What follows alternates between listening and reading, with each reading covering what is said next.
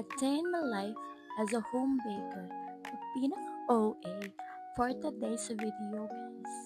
Mag-vlog sa cake. Kaya sayang kung ating i-delete lang, diba?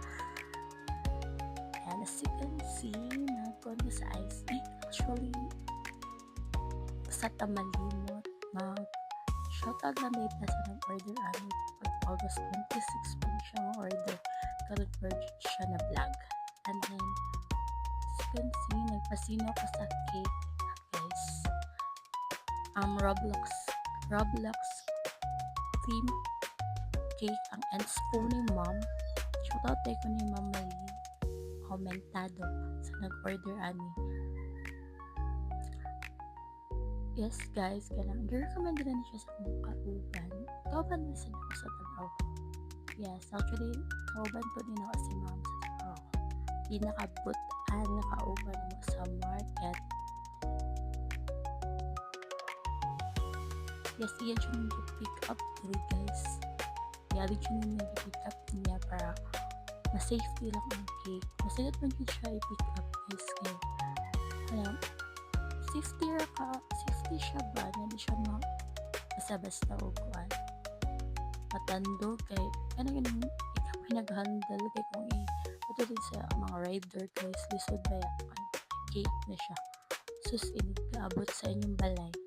Party ng mas bata sa cake guys. Kung inyo dapat pick up the goodness siya. You can see me kasi na sa cake din ha. Yes, napa siya mga chismes in life ang cake. But,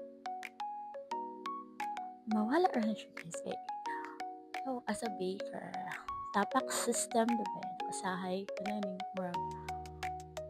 murag na nag-stress na ka. Yes, pero okay naman sa siya guys. O nagbutaw na pag-toppers din ha. Nagbutaw na ko din ha. Ano siya, simple siya, but so very cute na design sa cake. Siya na din guys. Nagbutaw na din ng mga toppers. And, diba, cute kayo siya.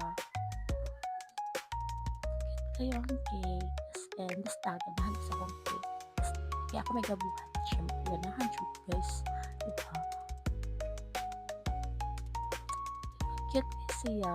Okay, thank you guys for watching ang mabadali sa mga video. Just comment or click or share. Thank you.